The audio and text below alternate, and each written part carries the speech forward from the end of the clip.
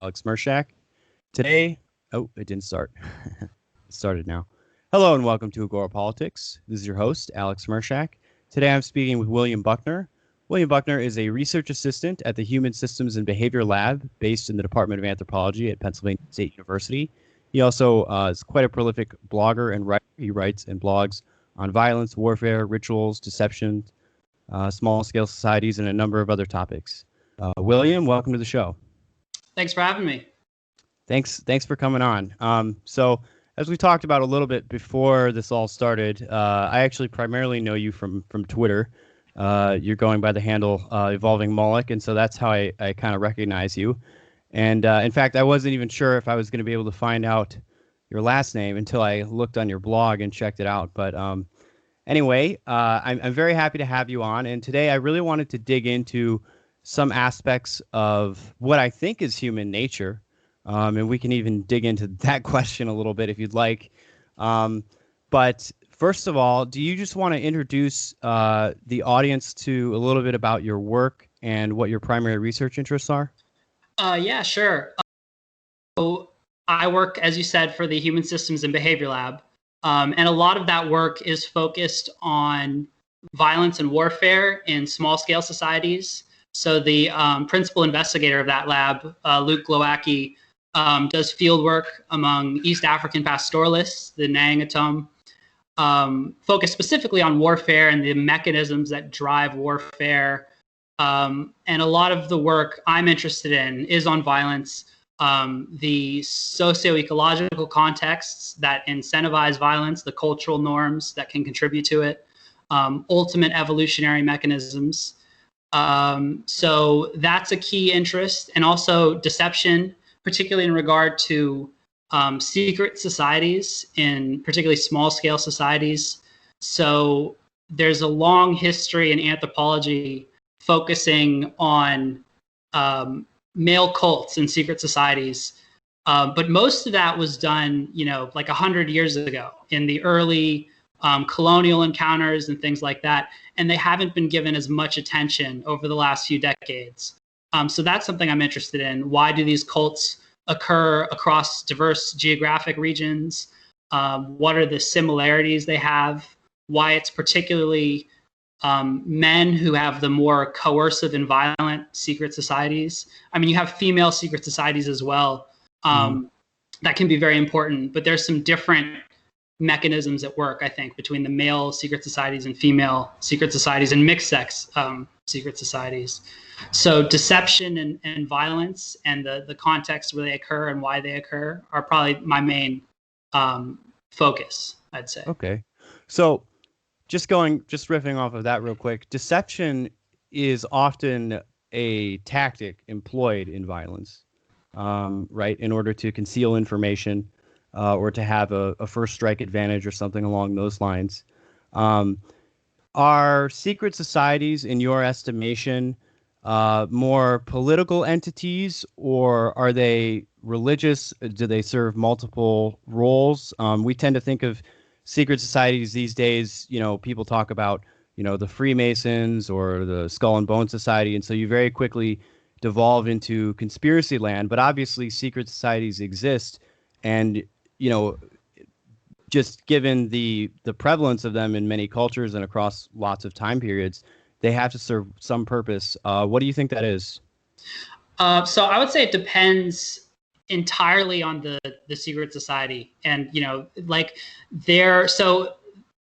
the Hadza hunter-gatherers of East Africa, they have a sort of male cult oriented around these epim feasts, which are basically the sort of most desirable parts of various big game animals are reserved for the men, and the initiated men specifically. Okay, so only like warriors or people that have earned a spot, right? Yeah, so they don't. So actually, they have to earn a spot, but it's not related to war at all. The Hadza are really one of, I would say, one of a relatively rare example of a society without a clear history of war, or to the extent that they do have intergroup conflict, it was mostly with like pastoralists that were, more powerful, that would more often kill the Hadza than in return. So it's oriented around hunting specifically. Like to be initiated, a young man has to demonstrate skill in hunting. So if they demonstrate particular skill, they get initiated earlier. Whereas for unskilled men, they'll ultimately be initiated, but it might be a decade or two later, when they're in the 30s or something. But these epime feasts, so they'll take a pot, like a clay pot or something, and they'll go, 100 yards or so away from camp in some out of the way area, and consume the meat, the initiated men. And the story given to the broader society is that like these epime spirits are consuming the meat. So it's an exclusive privilege of these, older initiated males.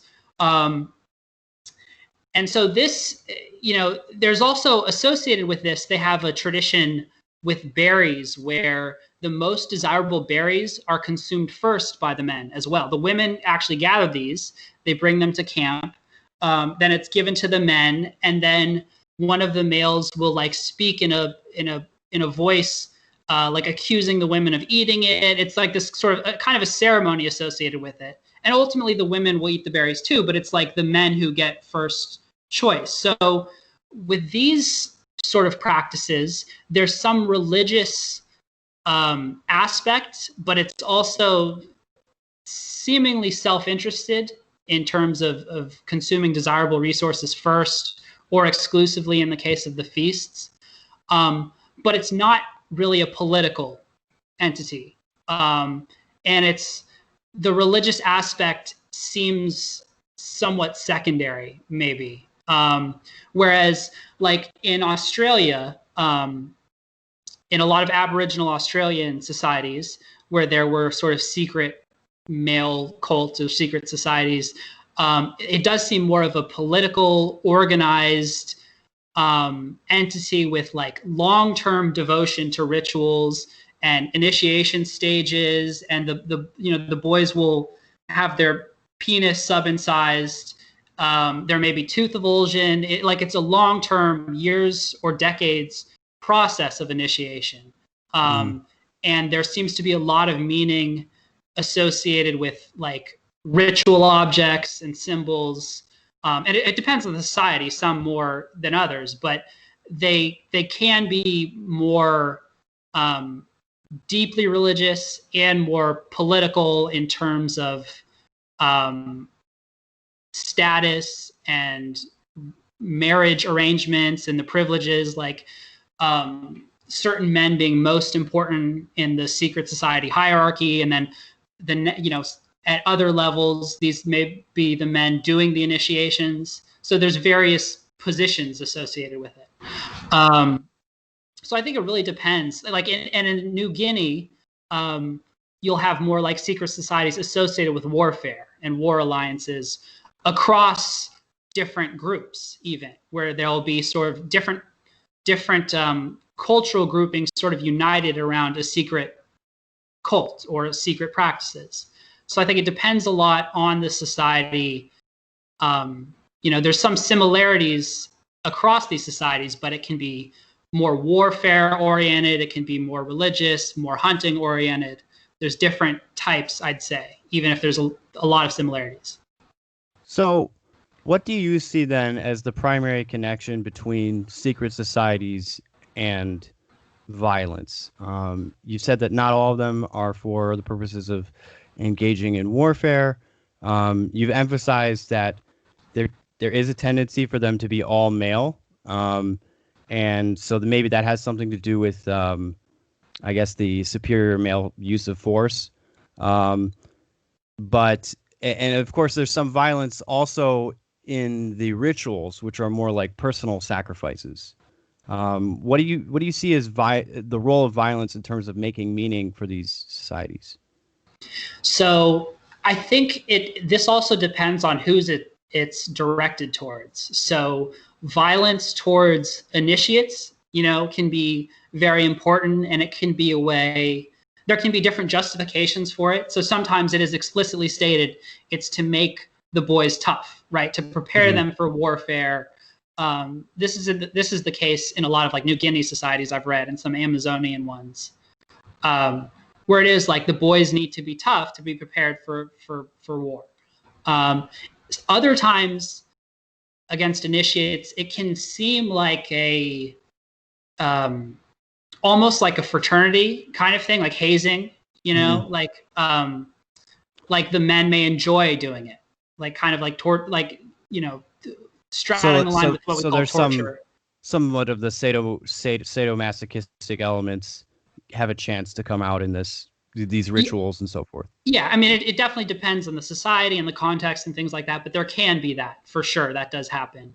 Other times the violence may be like, so when it's directed or threatened towards uninitiates, it's to display the power of the cult, or it's like, so in a lot of male cult societies, the men will wear like costumes that are like supposed to be spirits, and there may be some display, and the spirits may like run up at uninitiates like to attack them or actually hit them with stuff, and it's a way of inducing fear, you know.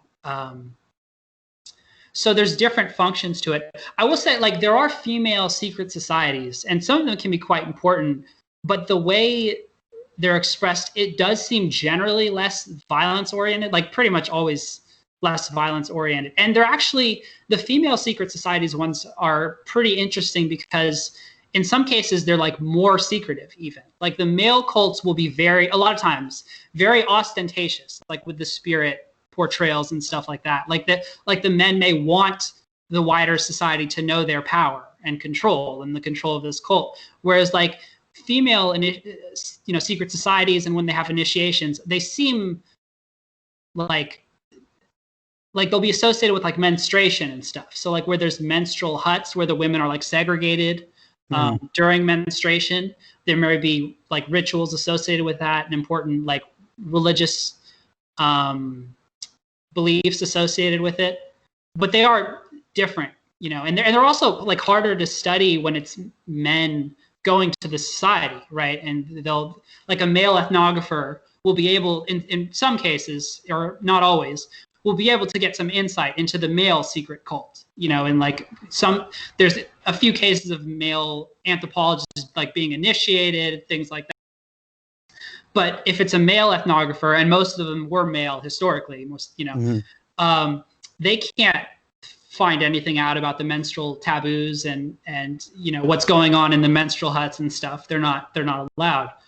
But that's part of why you don't see the female violence or the female cults like imposing their will on society or waging war, things like that. So yeah, I think the functions of violence depend on the domain and who it's directed towards. Okay, so yeah.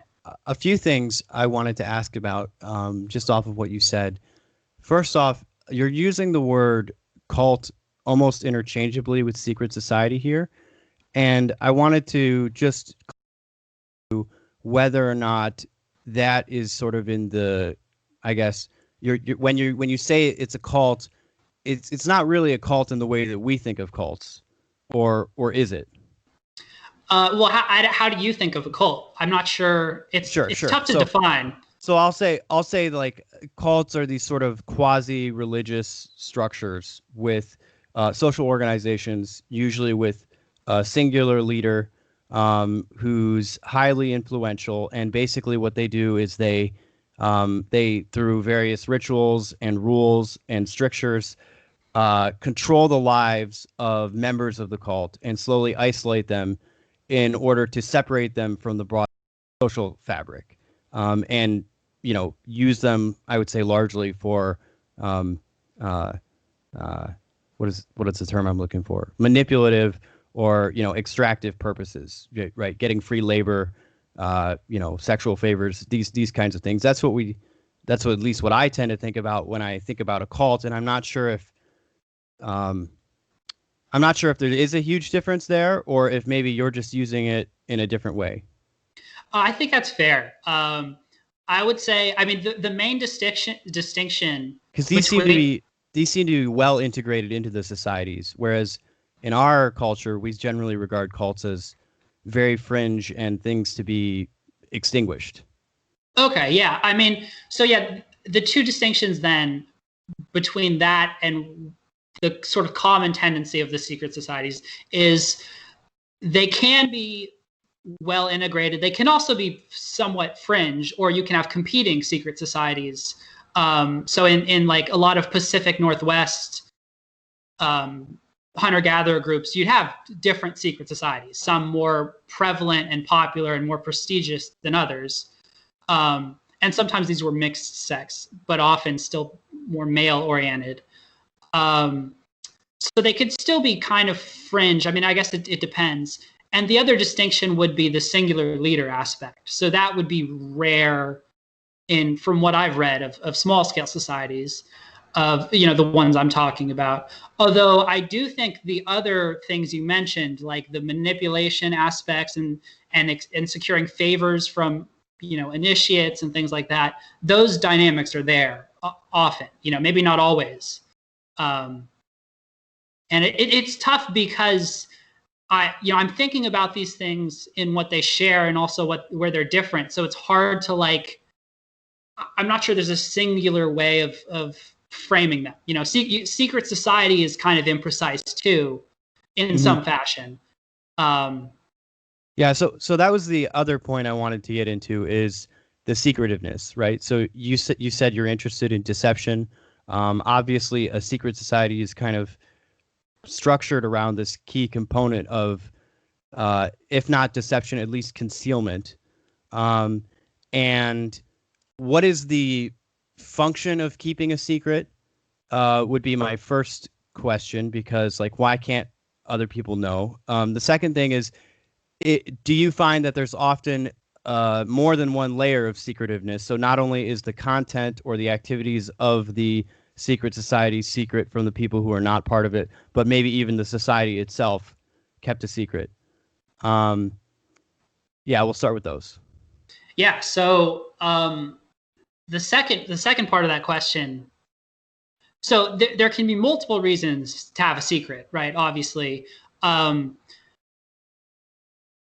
a lot of contexts, there are particularly food benefits, and if you want to take advantage of the labor of others and secure choice resources, the justification that it's spirits consuming it or some mythical figure eating the food, it seems to have been a common equilibrium. That's a lot of the secret societies sort of fall on that practice, where the men will impersonate spirits or claim they're in communion with the spirits, and the women may even do the cooking, in some of these cases, and the food will be brought to the large men's house, and the men have these secret feasts. And that sort of goes actually to the second part of your question about layers of secrecy, because there's the Tambourine men's secret society in New Guinea, among the Arapash and other Highland New Guinea groups, where you have initiation grades in the secret society, and there's different revelations of information about what's going on, and some of the feasts are only for the top men in the cult, in the society, and there will be different. So the broader story to the society, to the totally uninitiated, is that this entity, Engwal, is consuming the meat, these pork feasts, which are cooked by the women, and it's in the men's house. Engwal is consuming the feasts. But then as you go up in grades, you learn that you start learning Engwal is not there physically, which is the story told, but he's there metaphorically, or in some other greater cosmic sense.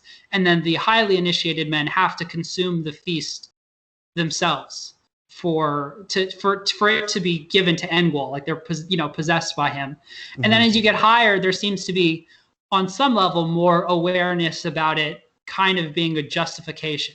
Some men have a more cynical view of it. There may be earlier sort of some credulity in a belief in Ingwal consuming the meat, even if it's through the men. And then as you get higher, it's more like some men will express like, this is just what men do to consume the meat. Like it's not really Ingwal there.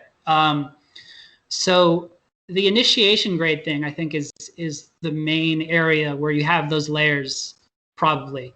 But yeah, there's a lot. I mean, like Secrecy, on an individual level and on a group level, there can be various reasons for it. So Often, what is usually the punishment for disclosing information about it? so the threat is often you'll be killed. Right.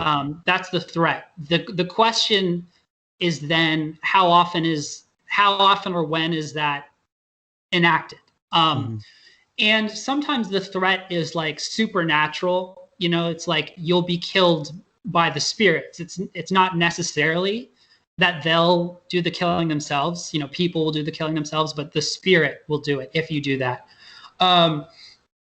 It also depends on who reveals it or is exposed to it. So like there's cases, it's common to threaten women and girls with rape in quite a few of these societies if they come across the secrets, if they become aware of the men's like flutes in the men's storehouse.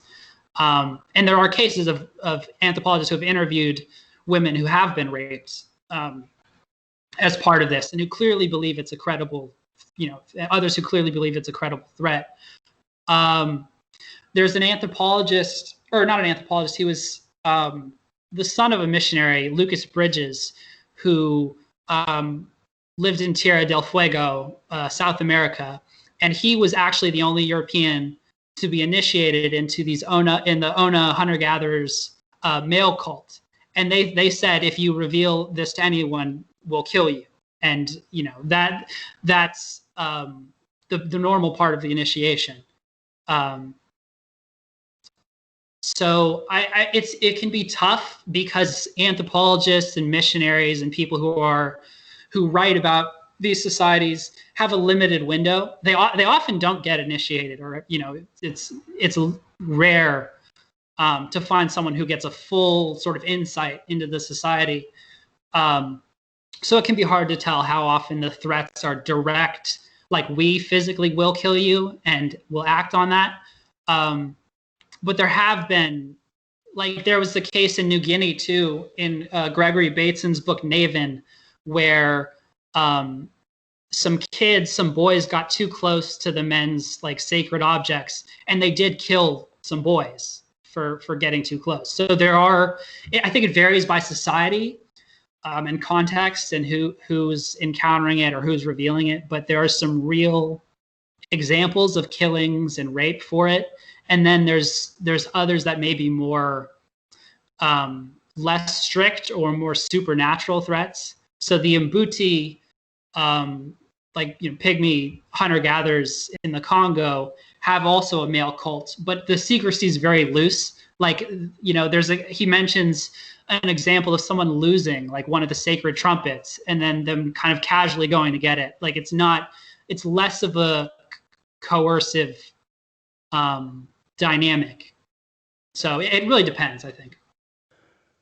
Okay, so I want to transition here into a few of the other topics that are kind of related to this, but also heavily, influential in terms of your work and interests here. First off, one sort of surprise question I like to ask people is just something out of the blue that I noticed about their presentation. So, what's the deal with the picture that you have up on the front of your blog? Where did it come from, and why is it there?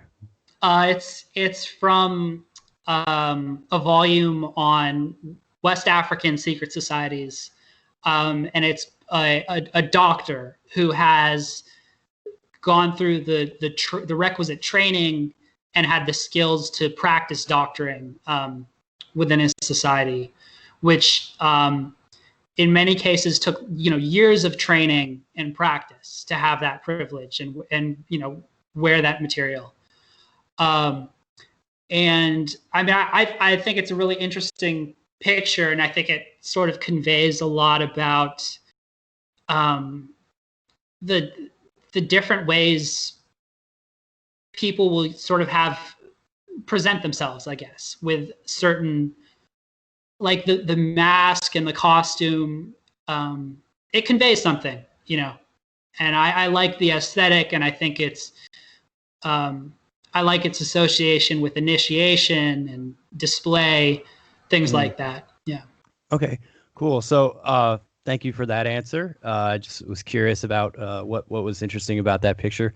I wanted to switch gears, like I said, a little bit into focusing on tribalism.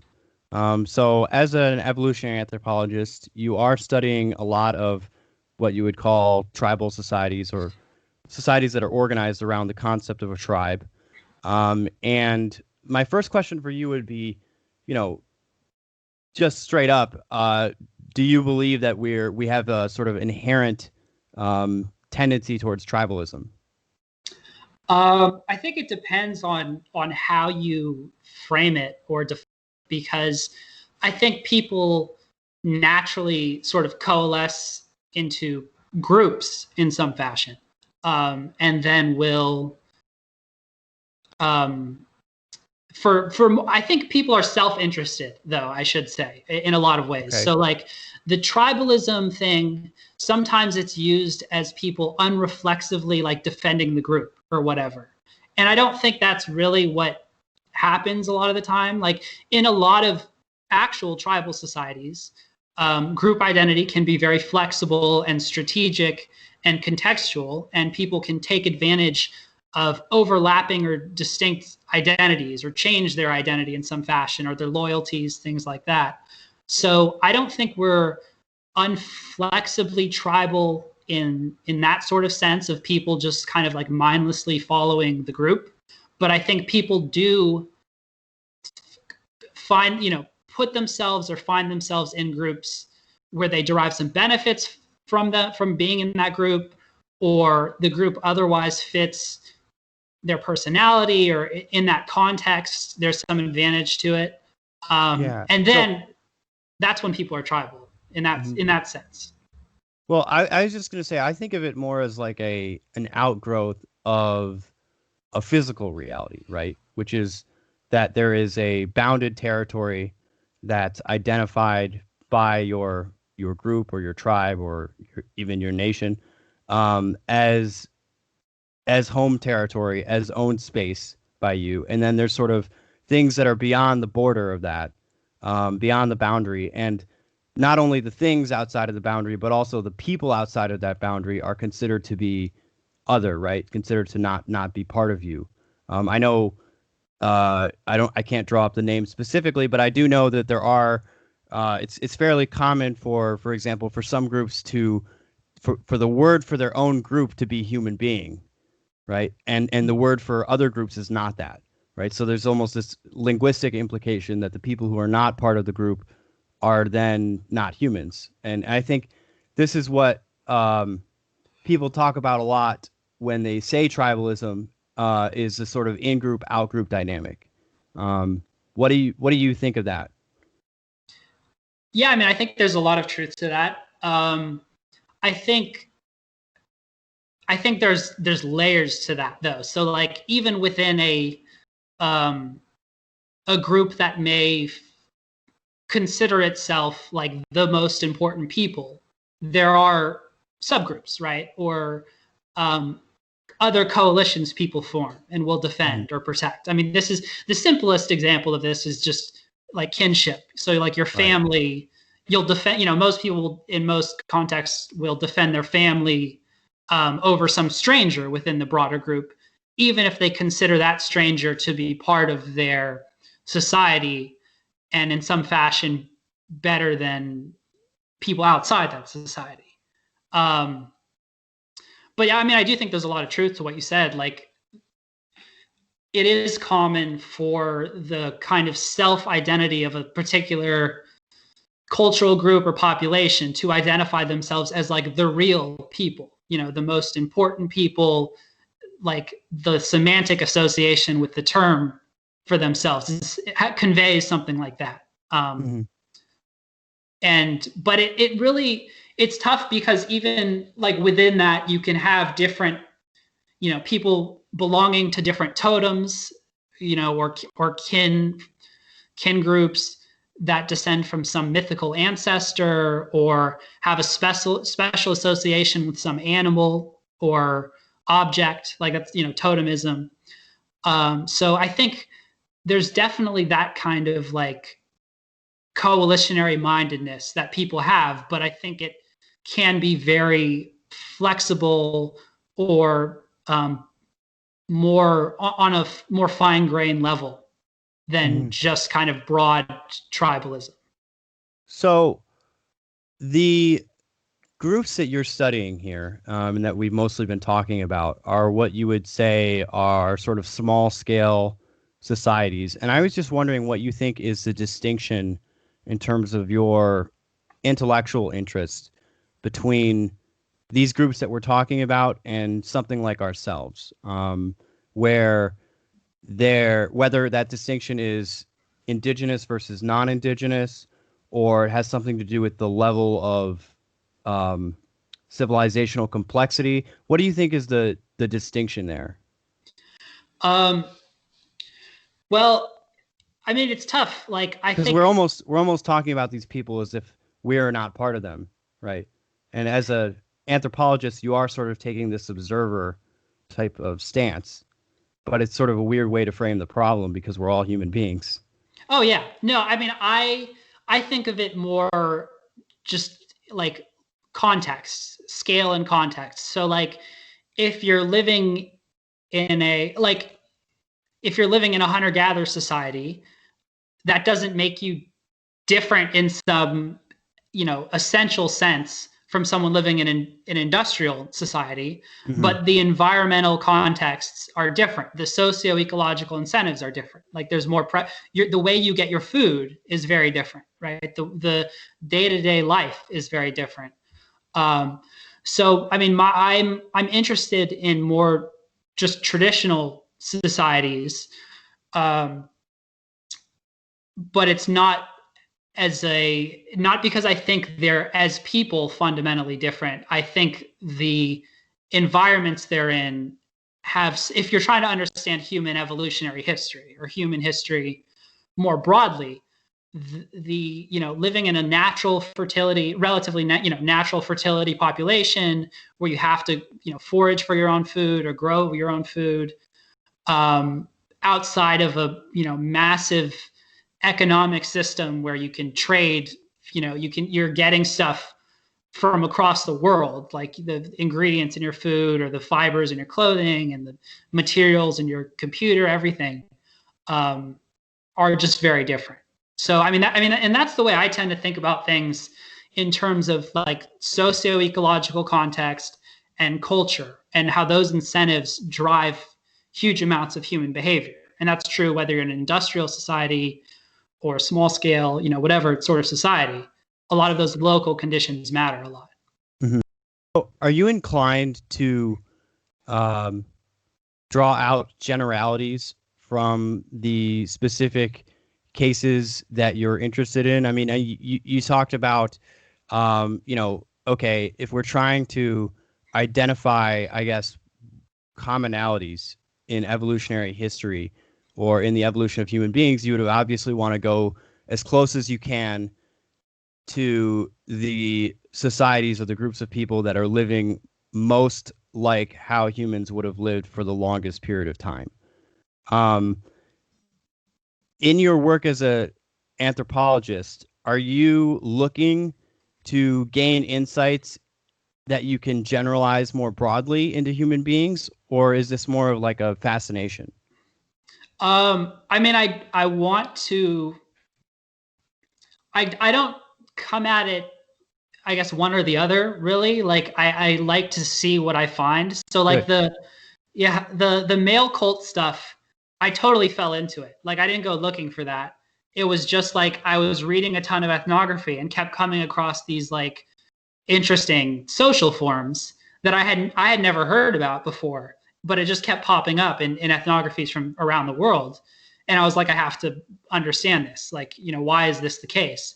I do think there are plenty of sort of general patterns that seem to be very common across societies, either universally or just common, as well as lots of differences, and a lot of differences that I think can be explained by cultural or environmental variation. So, like, I think people everywhere experience a lot of basic emotions, right? There's nowhere where people don't recognizably experience things like fear or jealousy or anger, things like that. Like in every ethnography I've read, they're all recognizably human in those terms. And there's other stuff like some sex differences, but then some ones that go against, I think, popular narratives about sex differences. So like everywhere men commit more lethal violence, right? That's just something that always, anytime you read about any pattern of lethal violence, or extreme aggression and coercion, it's more likely to be males in every sort of society. Other stuff, though, like there's a popular evolutionary psychology idea that women evolved to prefer men with resources, and men evolved to care more about looks and things like that. And I wouldn't go as far as to say there's nothing to that, but there's also a lot of societies where the women procure most of the food, and the men, specifically in terms of marriage arrangements, go for women who are good foragers or good at brewing the local beer, or good at gardening, things like that. So I think, and that's the importance of ecology and environment right there. So I don't want to be like, I'm looking for universals or I'm looking for exceptions, because then you kind of like you box yourself into that. Yeah, right? Absolutely. And that's dangerous. There's a lot of pitfalls to that. But if I find something, I'll write about it or talk about it, in either direction.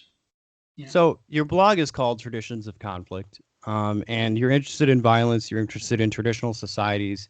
I think in terms of the Western mind, there tends to be this split between a sort of Hobbesian view of human nature and a more like Rousseauian view,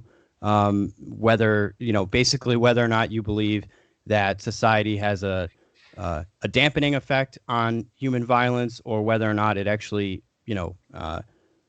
contributes to it. I think you can make arguments in either direction. But that sort of tends to be, at least in the political world, where people tend to split is along those two intellectual lineages for understanding human beings, whether or not you're more inclined to focus on the cooperative aspects, or whether or not you are more interested in how we tend to go up against one another. Why are you interested in violence specifically, and how do you see the interplay between those two dialectics? So I totally agree with you that people often kind of split into those camps, and I think even if both of those guys may have had some insights, like neither of those sort of broad groupings is particularly helpful. Mm-hmm. And they weren't really anthropologists either. Right.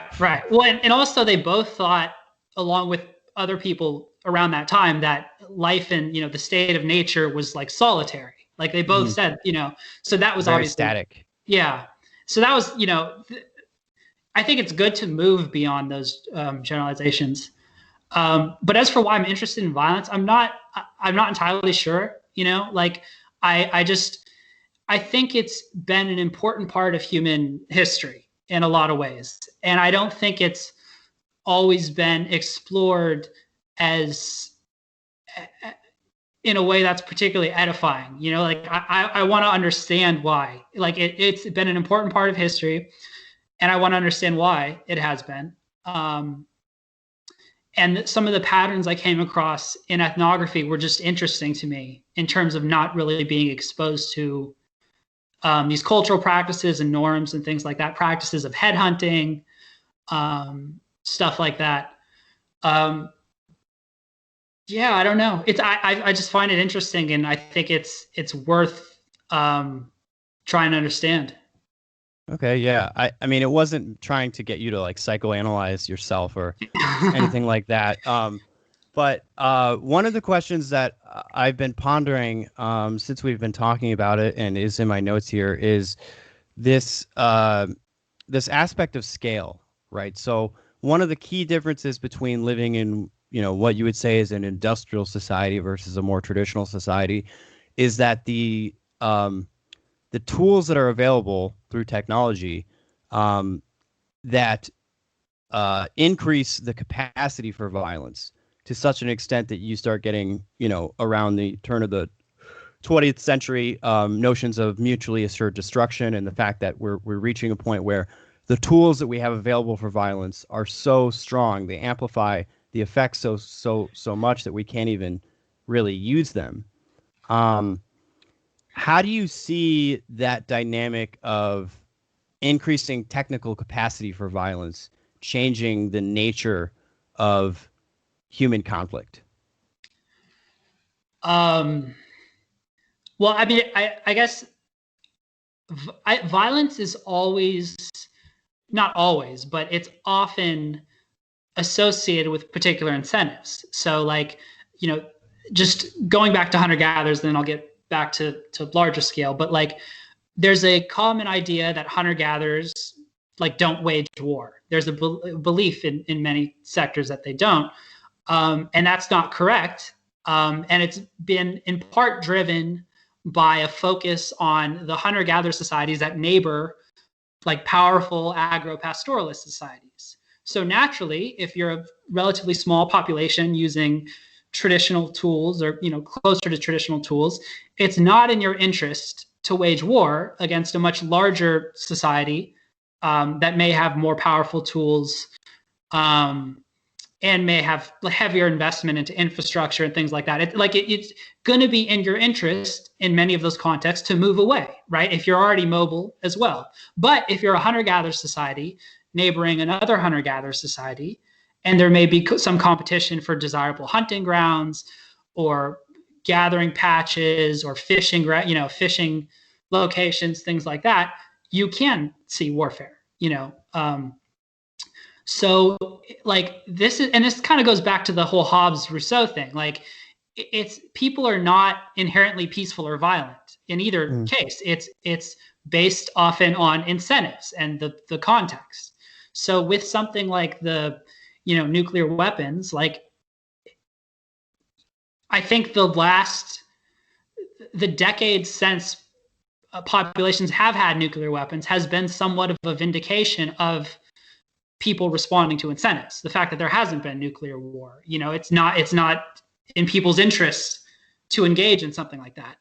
Although, I mean, you still have proxy wars and stuff like that, and have for a long time. So there's, I think people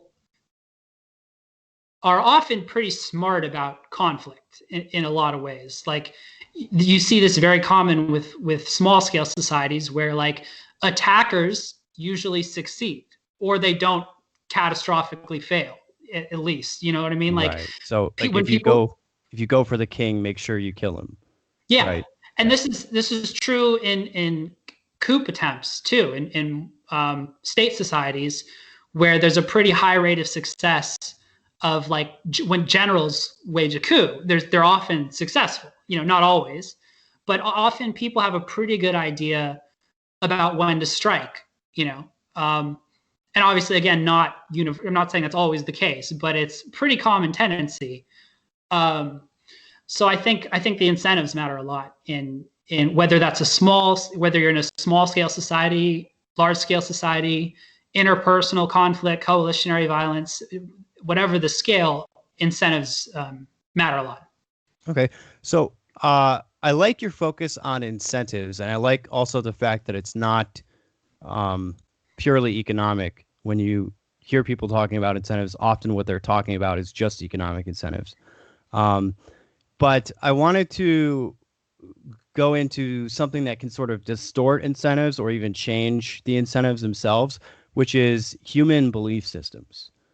So, belief systems arguably are a type of technology, right? You get these mimetic complexes that pop up, and they serve various kinds of interests. Some people even believe that they're wholly self-perpetuating, and they're sort of serving their own interest.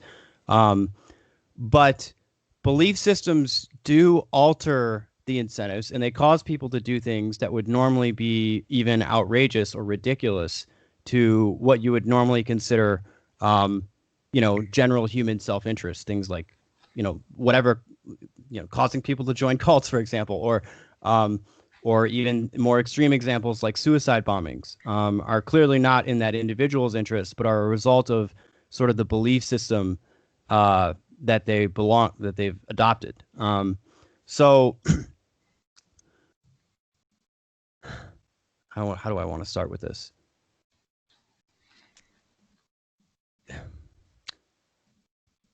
How do you see belief systems manifested in these smaller scale societies, more traditional societies, in terms of operating? And then I want to later, and maybe you can handle it all at once, or we can move to it later. But I also wanted to touch really quickly on the concept of ideologies and how those might be separate belief systems from what you would consider religion, or more mystical types of belief that people have. So let's just start with the small scale societies. How do you think belief systems there influence the incentives for action and generally organizing things, and what role do they have? I mean, they're extremely important for sure. So like there's practices associated with headhunting, for example, that have occurred in various parts of the world. And sometimes this is associated with beliefs about, collecting the heads of enemies is essential for the fertility of crops. It's essential for the health of the community. And even there's cases where it's, not even headhunting, but just retaining the heads of ancestors, and consulting with them and keeping them in a honored place in the house, that they provide guidance and things like that. And sometimes it's interesting because sometimes the keeping of the head can be a burden as well. Like they have to be fed, they have to be interacted with enough, and they're believed to cause misfortune too in some contexts. So there can be whole packages of beliefs that drive a lot of behavior that may even be costly, right? Like sort of wasting food to put it on an offering for the head. Like there's so many examples, often associated with what we call religion, right, or spiritual practices.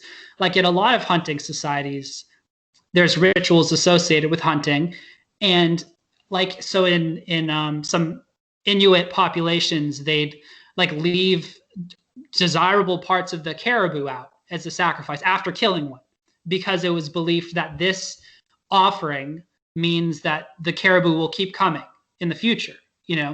So a lot of, I mean, particularly when it comes to funerary rites, there's a lot of costly like rituals associated with it. People doing self-mutilation as a display of like grieving and stuff. Yeah, or staying with the body for multiple days. Oh yeah, and sometimes, so in New Guinea, there's a society, the Gabusi, where after someone dies, like the women would rub the like decaying fluids over their body and wail as a sign of grieving. So people can, I think, everywhere, cultural beliefs are extremely important in driving behavior, even in ways that don't clearly have a local incentive to it beyond the culture itself. So maybe you gain status within that system for headhunting or the like. And some of the stuff you can rationalize it in terms of like defending the community or something. But in other cases, another New Guinea society, in quite a few New Guinea societies, there have been beliefs about like sexual beliefs. So like in this one society, on the like wedding night, the woman would like be gang raped by all the male's relatives, or like Mhm. a bunch of the male's relatives, under the belief that this, or the cultural logic that this would increase her fertility.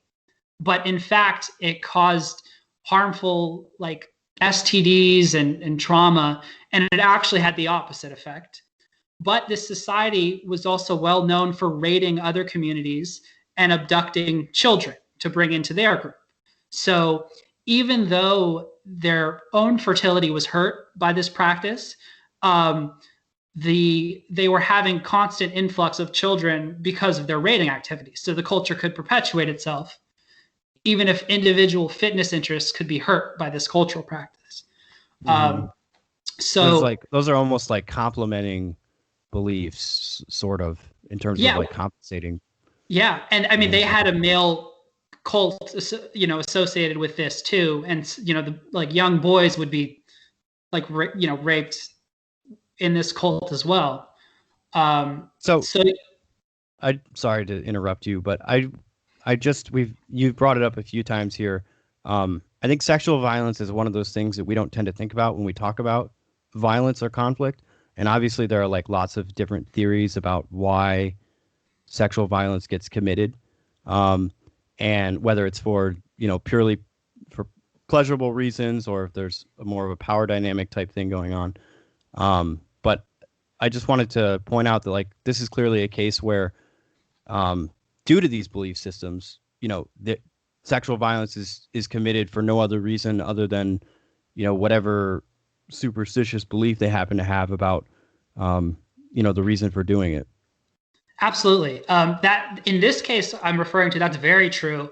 And actually, many of the men told the anthropologists who wrote about this that like they didn't like it. Like they like some of them couldn't get hard when doing Yeah, it and would right. have to like masturbate before, things like that. Like there's definitely practices like that that are not done for either power or pleasure, as you said, just a cultural logic to it.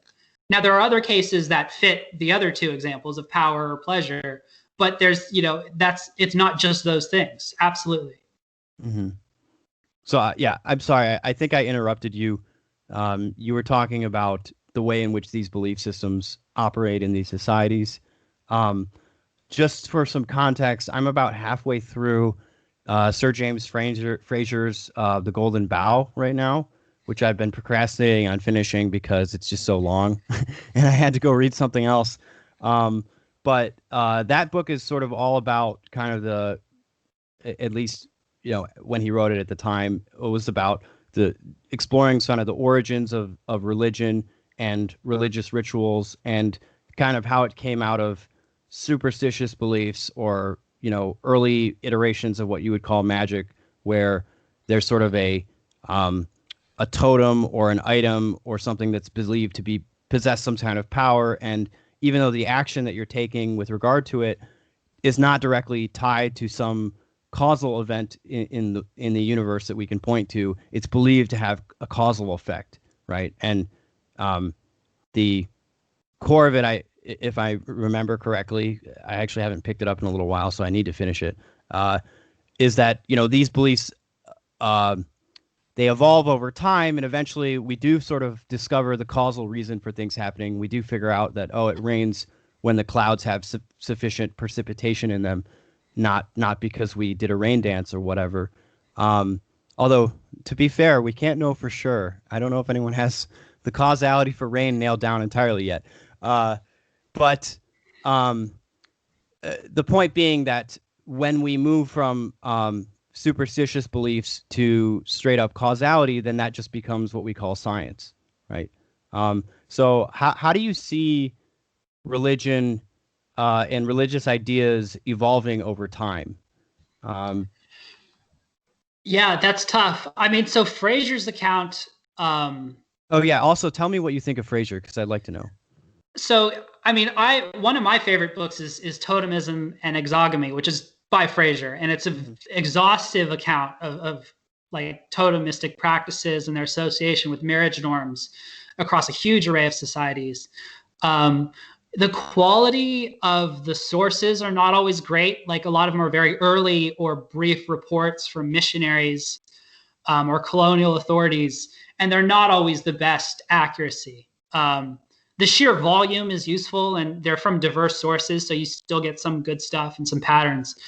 But his explanation, like, I think there's some truth to it, but I think it's probably overstated. You know what I mean? Like you're not, like, for just to bring it closer to home, like the liturgy, like Catholic practices, like if an anthropologist unfamiliar with the practice was writing about it, would they be confused and think like they really believe, like it's symbolic, right? A lot of practices like that are symbolic. They're not necessarily confused causality. It's not that people don't understand what they're doing. It's just, it's associated with like other symbols, like it's kind of, I mean, it's hard to pin down for sure.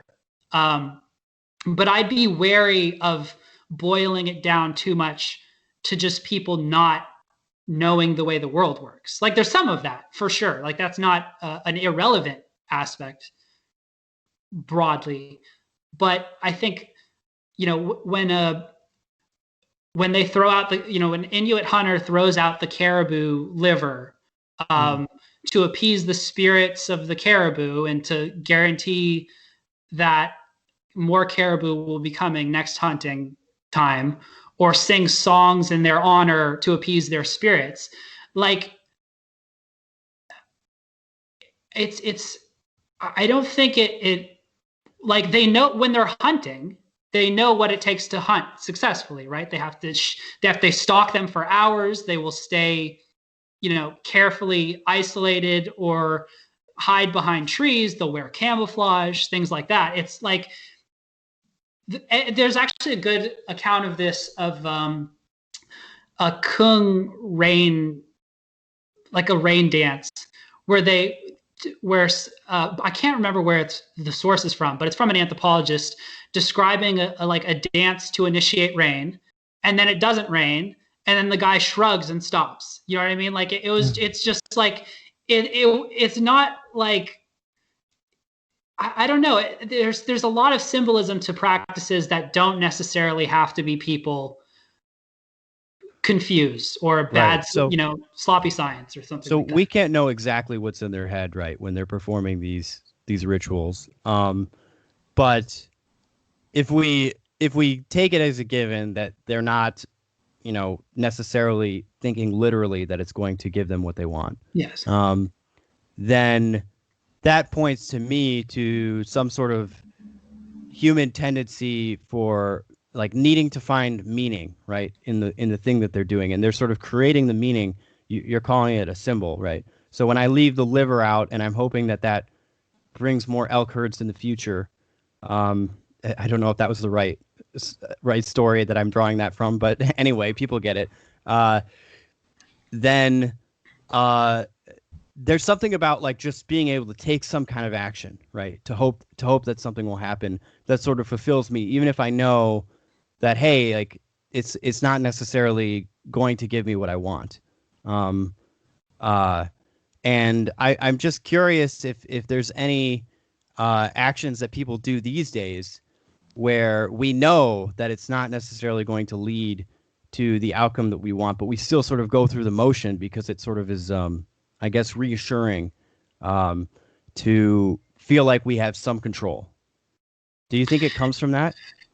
I think there's a lot of truth to that. Absolutely. I mean, everyone was a kid, there's the rhyme, like step on a crack, break your mother's back. There's stuff about like the number 13 or cracked mirror. Like there's plenty of superstitions where like, even if it's not real, know it. I would avoid cracks and lines in the ground walking just as a kid, like I think, people who are not religious will pray, sometimes. I think there's a lot of things people do that are broad human tendencies that I don't know. There are quirks. Like this is where I agree with evolutionary psychology, actually, even though I disagree on some aspects. But you look at the things people do cross culturally, and there's a lot of just quirks in how people behave, like and in cultural norms that reliably pop up. Like bloodletting is a very common practice cross culturally. And it's not always super costly. They may let out a little blood or a lot of blood. It depends. But for whatever reason, it seems like an intuitive equilibrium people come to that, like if you're sick, getting out the bad blood just makes sense, you know? Well, and they are sort of right that, I mean, not in all cases, but like in general, there is some sort of, physical or chemical imbalance, if you want to call it that, in your body that's causing the illness, right? So it's not totally removed. Anyway, I don't know what the point of bringing that up is, but well, I can see how it would fit together. Yeah, I mean, I've been looking at tattooing, and one of the most common contexts where tattooing and scarification occurs in hunter-gatherer societies is like to alleviate pain or cure some disease. I don't know, like that. It is tough to pin down why people do a lot of the things they do, absent clear incentives. And that's the one thing I like about that's the behavioral ecology logic, and also people following cultural norms, is that you kind of have a clear pathway, versus a lot of what people do is kind of like random in some fashion. It's not always easy to figure out what's going on.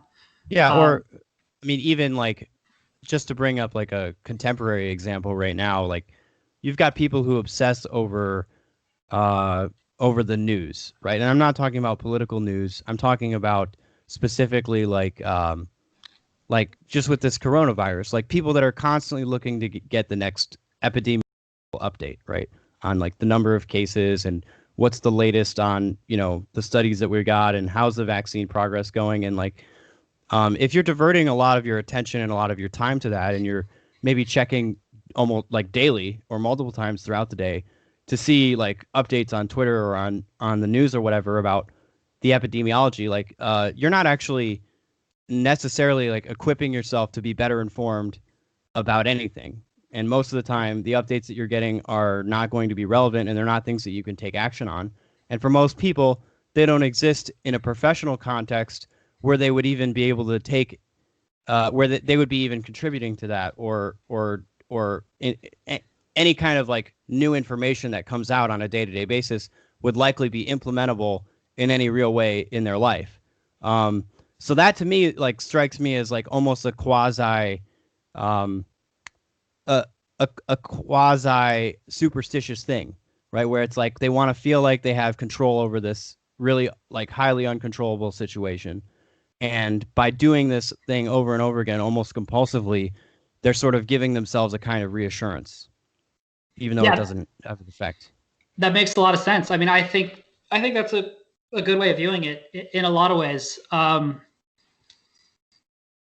it is interesting to think about how much of the little things people do like that are, I mean, this is getting like psychoanalysis level, but to fulfill some sort of emotional need or broader feeling.